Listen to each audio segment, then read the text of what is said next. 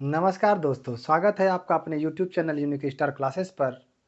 दोस्तों, अभी तक हम लोगों ने भारतीय स्वतंत्रता आंदोलन के तहत जो है सुभाष चंद्र बोस की गतिविधियों को पढ़ते हुए आज़ाद हिंद फौज को पढ़ा और हमने देखा किस तरीके से आज़ाद हिंद फौज की स्थापना जो है कैप्टन मोहन सिंह करते हैं और किस तरीके से 1943 में जो है उसका नेतृत्व सुभाष चंद्र बोस के कंधों पे आता है और उसके बाद सुभाष चंद्र बोस जापान जाते हैं और उससे पहले सिंगापुर में उन्होंने बाहरी मतलब भारत के बाहर पहला अंतरिम सरकार अस्थायी सरकार भारत की बनाते हैं।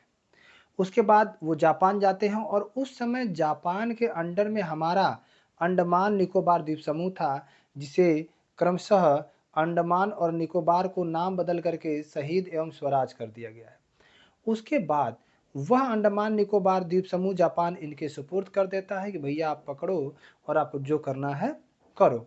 उसके बाद ये म्यांमार से पूर्वी सीमा में अंदर आते हैं, 1944 की मैं बात कर रहा हूँ, और वहीं पर राष्ट्रपिता नाम से महात्मा गांधी को संबोधित करते हैं। अब उसी के जस्ट आगे हम लोग देखें कि ताइवान में ताइपे नामक जो है हवाई अड्डे पर इनका कह सकते हैं कि मृत्यु हो गई थी इनकी, लेकिन उसका प्रत्यक्ष प्रमाण नहीं मिला।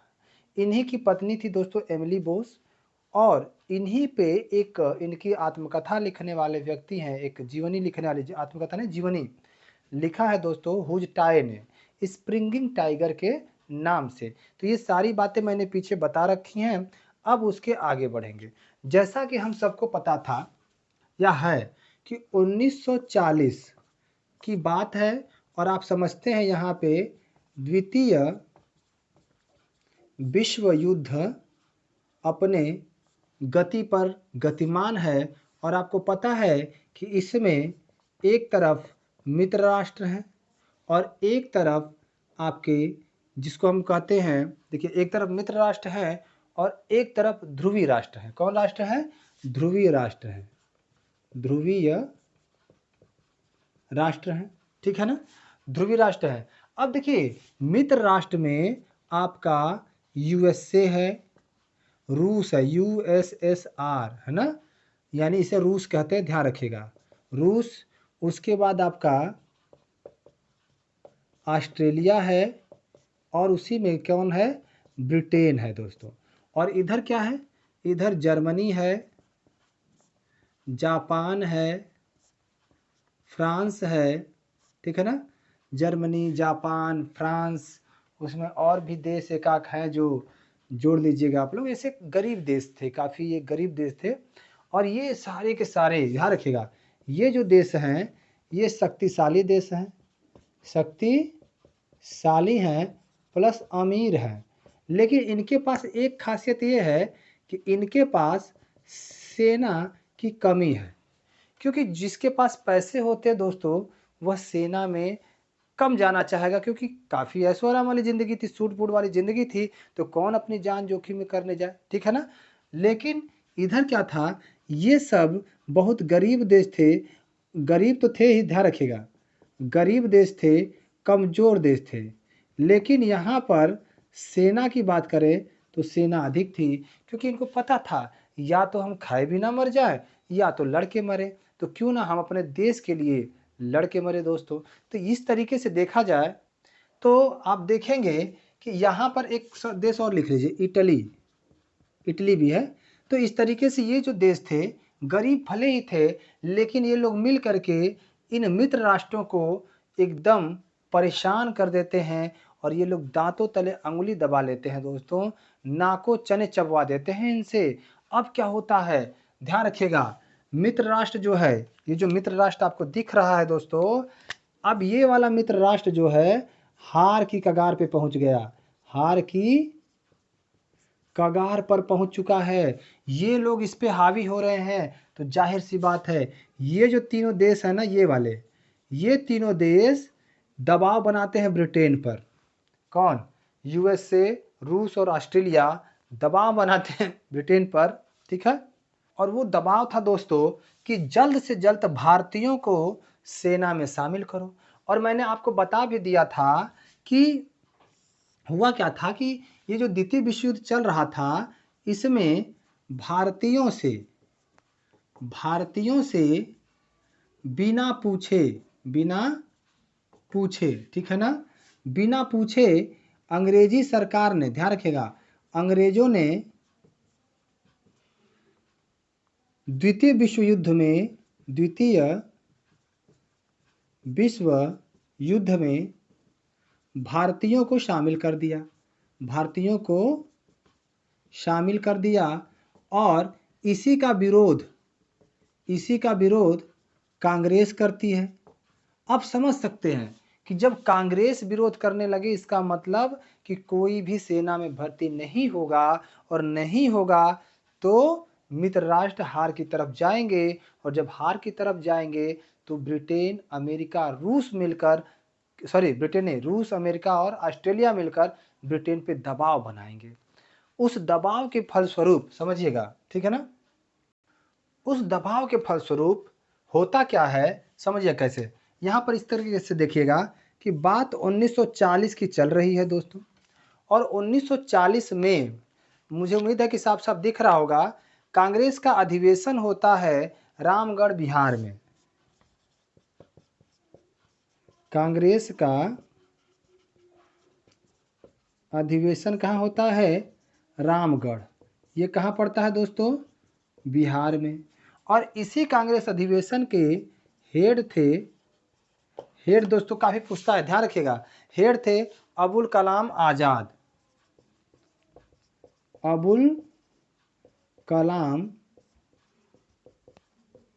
आजाद, ठीक है ना। अब समझिए, तो कांग्रेस का जो अधिवेशन हो रहा था, इसमें निर्णय लिया जाता है। निर्णय क्या लिया जाता है?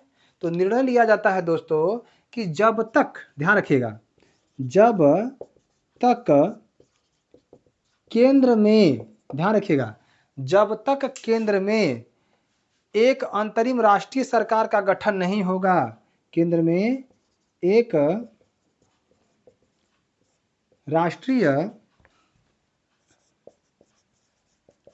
सरकार का गठन नहीं होगा, तब तक भारतीय सेकेंड वर्ल्ड वार में, ध्यान रखिएगा, सेकेंड वर्ल्ड वार में ब्रिटेन का सहयोग नहीं करेगा, ब्रिटेन का सहयोग नहीं करेगा। अब देखिए दोस्तों, एक भी भारतीय अब ब्रिटेन के सहयोग के लिए तैयार नहीं था। इसका मतलब ये है कि जब ये हार की कगार पे पहुंच रहे थे, तो ब्रिटेन पर भयंकर दबाव कौन डाल रहा था? अरे शक्तिशाली अमेरिका और रूस डाल रहे थे, और कौन डालेगा। अब ये बोले कि भैया अगर मेरा कुछ घाटा हुआ तो हम आपसे लेंगे, समझ लीजिएगा, नहीं तो भारतीयों को शामिल करिए। भयंकर दबाव हो जाता है ब्रिटेन के ऊपर दोस्तों, इस विरोध के चलते, ठीक है ना। अब होता क्या है दोस्तों, यहीं पर तत्कालिक वायसराय रहता है उस समय का, तत्कालिक, कहिए तत्कालिक, यानी कि उस समय का 40 के समय जो है तत्कालिक वायसराय था, वायसराय, जिसका नाम था लॉर्ड लिथगो। अब देखिए इतना दबाव आ गया कि इनका सब मति बुद्धि जो है मारी जा रही थी। अब क्या करें, और ऊपर से ये लोग हावी हो रहे थे। लॉर्ड लिथगो कहता कि यार कुछ तो करना पड़ेगा, और इसने एक सुझाव दिया दोस्तों, और यह सुझाव जो है, इसका जो सुझाव है, उसी सुझाव को हम अगस्त प्रस्ताव के नाम से जानते हैं।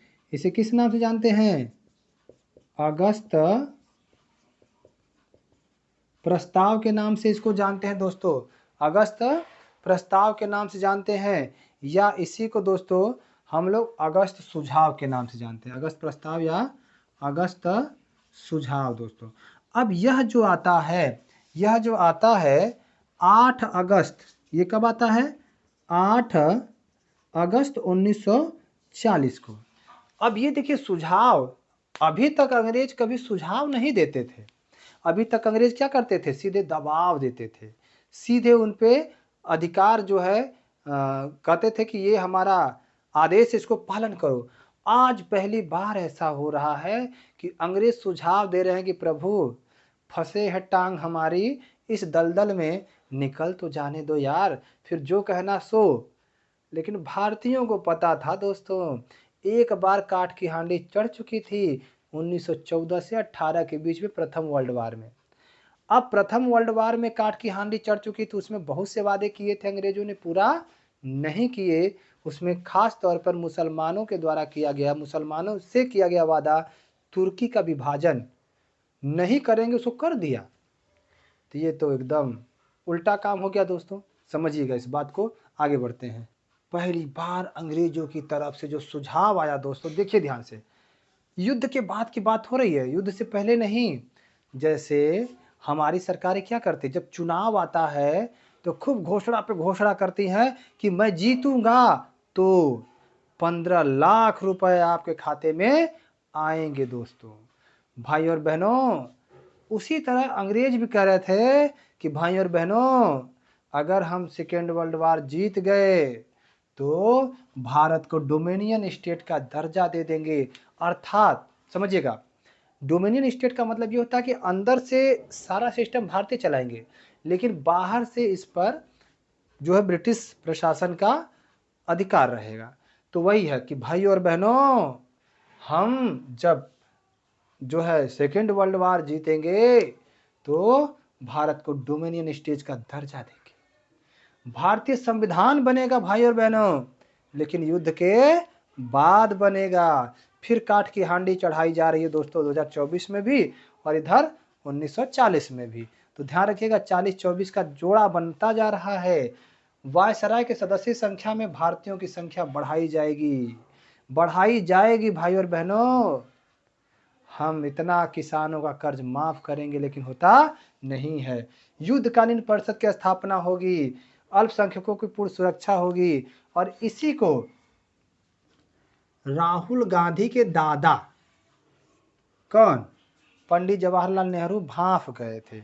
जैसे इस समय राहुल गांधी सारे चीजें भांप जा रहे हैं और पूरा भंडाफोड़ कर रहे हैं, अडानी मोदी और जो भी चीजें हैं, उसी तरह इसको भांप गए थे पंडित जवाहरलाल नेहरू, PTJLN।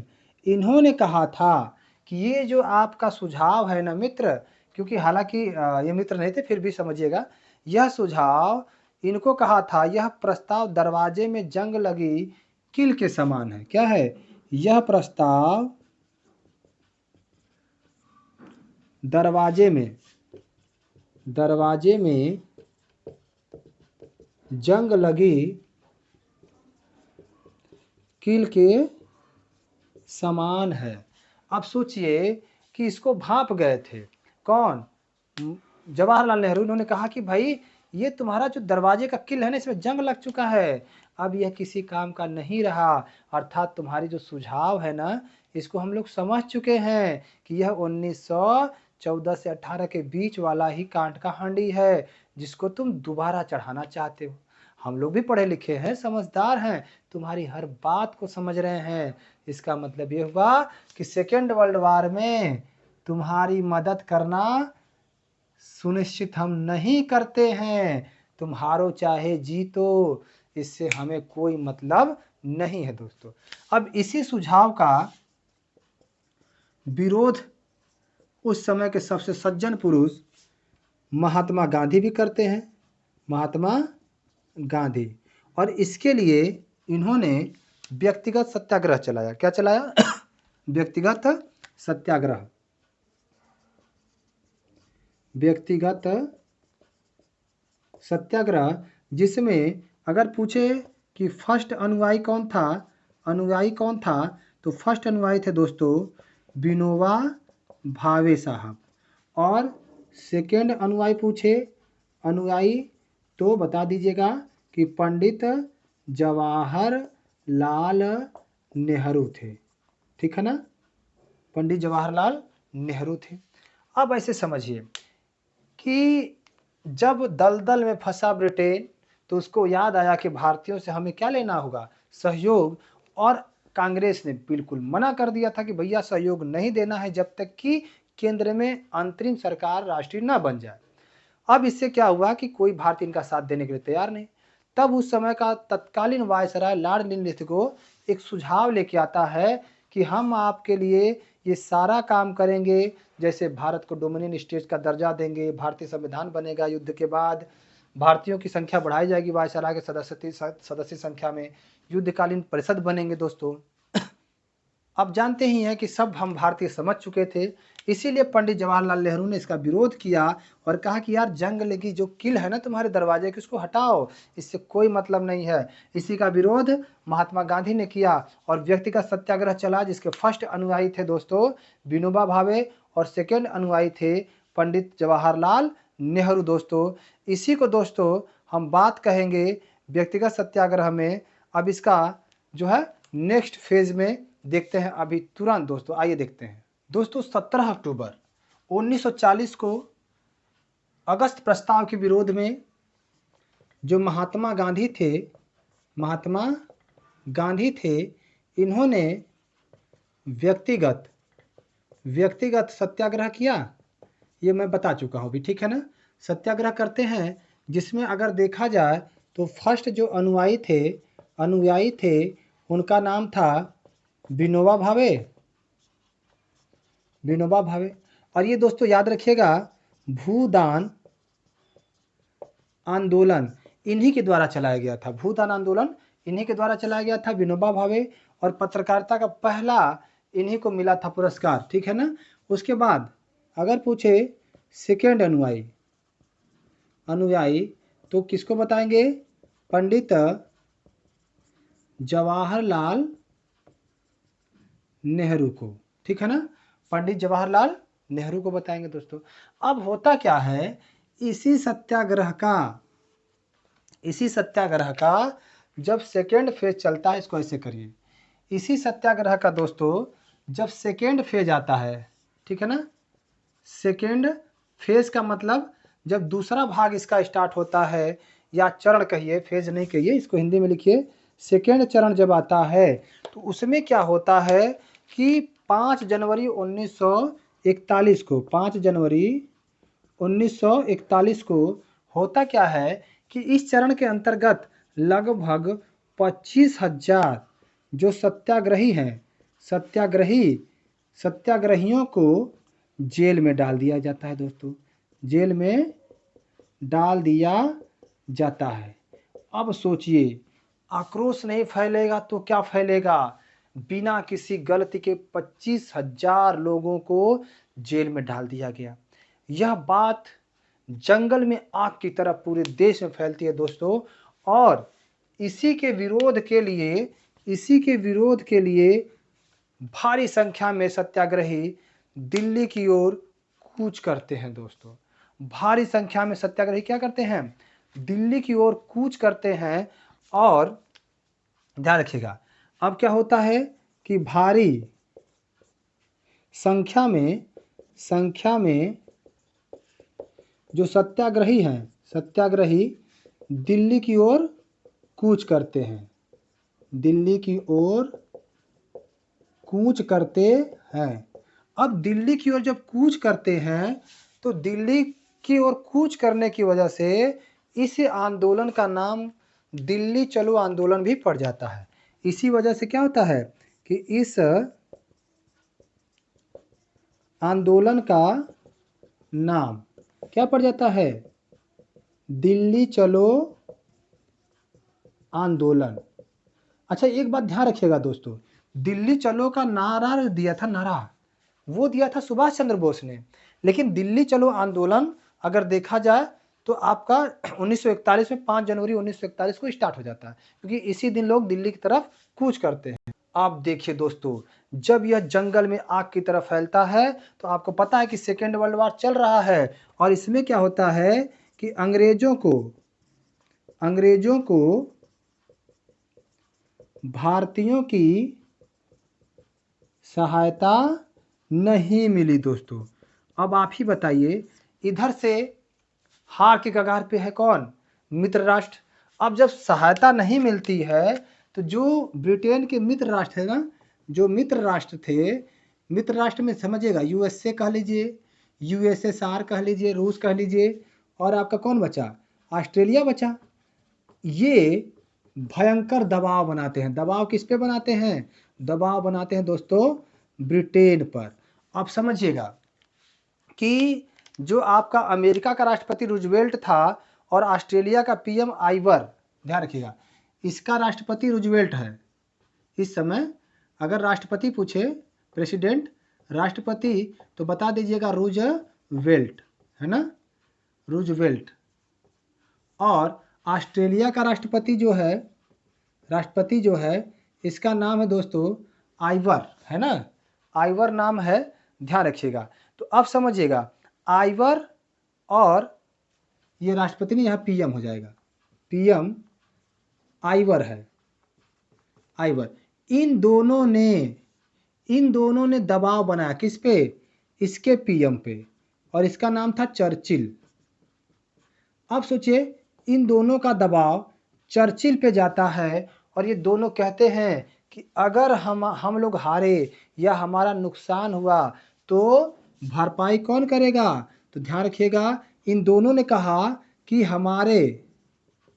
हमारे नुकसान की भरपाई ब्रिटेन को करना पड़ेगा। अब इतना दबाव भयंकर आता है, सोचिए अपने ही दोस्तों से दबाव बन गया कि अगर बेटा हारे ना, अगर हमारा नुकसान हुआ ना, तो सबसे ज़्यादा तुम ही से हम लोग वसूलेंगे, और नहीं तो तुम क्या करो, भारतीयों का साथ लो। और भारतीय तो बेटा जेल में बंद कर रहे हो भारतीयों को, और भारतीय साथ देंगे, असंभव, ठीक है ना। अब सोचिए कि वर्तमान में गैस महंगा हो जा रहा है, तेल महंगा हो जा रहा है, और यहाँ तक कि आर्मी को भी नहीं बख्शा लोगों ने, अभी भी साथ की उम्मीद करते हो। सेम कंडीशन यहाँ पे है दोस्तों। लोग दिल्ली में अंग्रेज के विरुद्ध धरना कर रहे हैं, सत्याग्रह कर रहे हैं, 25,000 सत्याग्रही को जेल में डाल दिया गया है।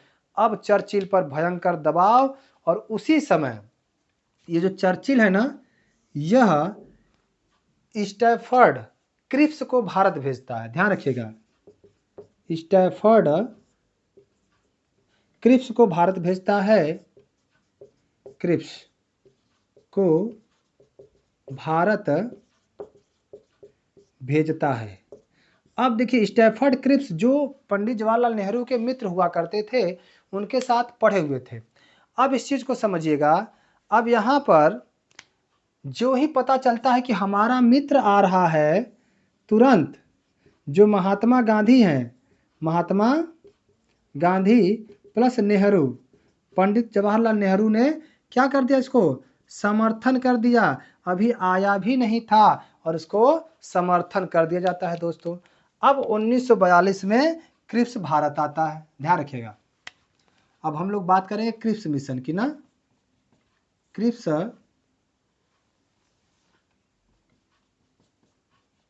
मिशन 1942 में भारत आ गया दोस्तों। क्रिप्स मिशन साफ साफ दिख रहा है दोस्तों। आगे बढ़ते हैं, ठीक है। मैं बहुत ही ईमानदारी से बता दूं कि अगर आप ईमानदारी से सुन ले बस, तो आपको याद होना एकदम समझ लीजिए कि निश्चित है, ठीक है। आइए देखते हैं दोस्तों। अब नेहरू के मित्र क्रिप्स मिशन लेकर के आते हैं, स्टैनफोर्ड क्रिप्स। अब वह 1942 में भारत आता है। 22 मार्च 1942 को भारत पहुंचा। 25 मार्च 1942 को प्रस्ताव तैयार किया और 29 मार्च 1942 को भारत की जनता के सामने रखा। जो ही जनता के सामने रखा दोस्तों, पूरे भारतीय राजनीति में उथल पुथल मच जाता है। और इसका विरोध करते हैं, फिर कौन विरोध करते हैं, MKG मोहनदास करमचंद गांधी। ये कहते हैं कि यह क्या है, पोस्ट डेटेड चेक है। क्या है, पोस्ट डेटेड चेक है दोस्तों। ये पोस्ट डेटेड चेक बोलते हैं। जबकि इसी विरोध में आपके PT जवाहरलाल नेहरू कहते हैं कि यह दिवालिया बैंक का चेक है। क्या है, कहते हैं कि ये दिवालिया बैंक का चेक है। अब क्या कारण था कि अपने मित्र का ही विरोध करने लगे दोनों लोग? क्या कारण था कि पूरे भारत के राजनीति में इसके आने से उथल-पुथल मच जाता है? तो आइए देखते हैं वो कारण, ठीक है? दोस्तों, उथल-पुथल मचने का कारण ये था कि भारत को डोमिनियन स्टेट का दर्जा देंगे, ये तो पहले से तय था। भारतीय संघ का निर्माण होगा, विदेश नीति स्वयं भारतीय देखेंगे। संविधान सभा का गठन युद्ध के बाद होगा और ब्रिटिश प्रांत और देशी रियासत चाहे तो भारत में शामिल हो, अगर ये चाहे तो भारत में शामिल हो, अन्यथा इनकी इच्छा पे है दोस्तों। और जो पाकिस्तान की मांग थी उसको भी संवैधानिक दर्जा दे देता है ये मित्र नेहरू जी का। समझिए दोस्तों, जिसका सपोर्ट इन्होंने किया था, अब उन्हीं का विरोध करते हुए पंडित जवाहरलाल नेहरू कहते हैं कि यह दिवालिया बैंक का चेक है, और गांधी जी कहते हैं कि यह तो पोस्ट डेटेड चेक है। और देखिए दोस्तों, ये लोग जो क्रिप्स मिशन वाले लोग हैं, या क्रिप्स मिशन कहिए, 22 मार्च 1942 को आते हैं, 25 मार्च 1942 को अपना प्रस्ताव तैयार करते हैं और 29 मार्च 1942 को जनता के सामने रखते हैं। 29 मार्च 1942 को जनता के सामने रखते हैं, और सामने रखते ही गांधी और नेहरू जी को झटका लगता है और कहते हैं कि यार ये तो पोस्ट डेटेड चेक है और यह बैंक दिवालिया बैंक का चेक है, ऐसा नेहरू जी कहते हैं। अब कहीं न कहीं ये जो क्रिप्स मिशन था वह भी फेल, और इससे पहले अगस्त प्रस्ताव था वह भी फेल, और दोनों बार भारतीयों को धोखा देने के लिए ये चाल चली गई थी, ठीक है ना? लेकिन तीसरी बार असंभव। 14 में फेल हो सकते हैं, 19 में फेल हो सकते हैं, लेकिन 24 में बिल्कुल नहीं, ठीक है ना? अब दोस्तों देखो, आप समझिए मैं लिख रहा हूँ, क्यों लिख रहा हूँ? 2 बार धोखा, 2 बार धोखा, हेडिंग कर लेना दोस्तों। 2 बार धोखा ये हेडिंग होगा, पहली बार इतिहास में आप पढ़ोगे 2 बार धोखा। कब कब धोखा भाई? एक तो 8 अगस्त 1940 को, एक 29 मार्च 1942 को। यहाँ पे अगस्त प्रस्ताव था, अगस्त प्रस्ताव, और यहाँ पे था क्रिप्स मिशन। ये दोनों बार धोखा देने की बात होती है और पूरे कांग्रेस में इसके विरुद्ध गुस्सा रहता है। अब इसी कारणवश दोस्तों अगर हम बात करें तो आप पाएंगे कि 14 जुलाई 1942 को वर्धा में कांग्रेस की बैठक होती है। ध्यान रखिएगा, 14 जुलाई 1942 को वर्धा में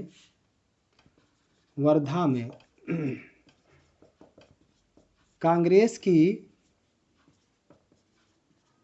बैठक होती है। अब कांग्रेस की बैठक होती है दोस्तों, और इसमें सर्वसम्मति से निर्णय लिया जाता है कि अब हमें क्या चाहिए, किसी तरह अंग्रेजों से मुक्ति मिल जाए।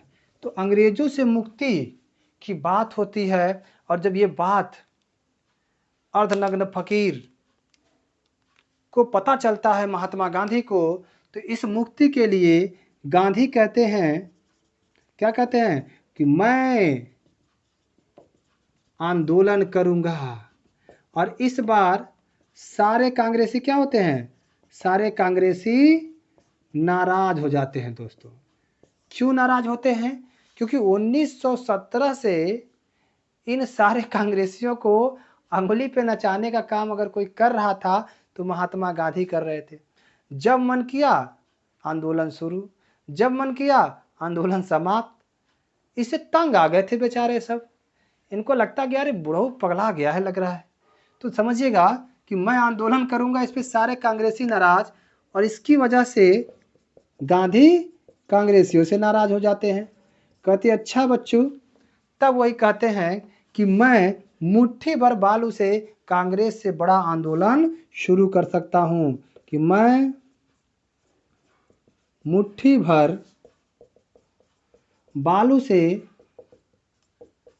कांग्रेस से बड़ा आंदोलन खड़ा कर सकता हूँ दोस्तों।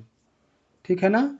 अब समझिए, अब इस चीज़ को ऐसे समझिएगा कि गांधी नाराज होते हैं क्यों? क्योंकि सारे कांग्रेसी उनसे नाराज हो जाते हैं कि बुढ़ऊ के आंदोलन में हमको सम्मिलित नहीं होना है। अब ये होता है दोस्तों, समझिएगा इस बात को बड़े इत्मीनान से। और यह कहकर गांधी ने कांग्रेस से इस्तीफा दे दिया। क्या दिया? कांग्रेस से इस्तीफा दे दिया दोस्तों। समझिएगा इस बात को। अब इस्तीफा दे दिया, 1942 का कार्य चल रहा है, तो क्यों ना इसके जस्ट बाद भारत छोड़ो आंदोलन का आरंभ होगा। और उसके लिए बने रहिए दोस्तों। और अगर वीडियो पसंद आए तो चैनल को लाइक करिए, सब्सक्राइब करिए, अपने दोस्तों के पास शेयर करिए। तब तक के लिए जय हिंद, जय भारत, जय संविधान।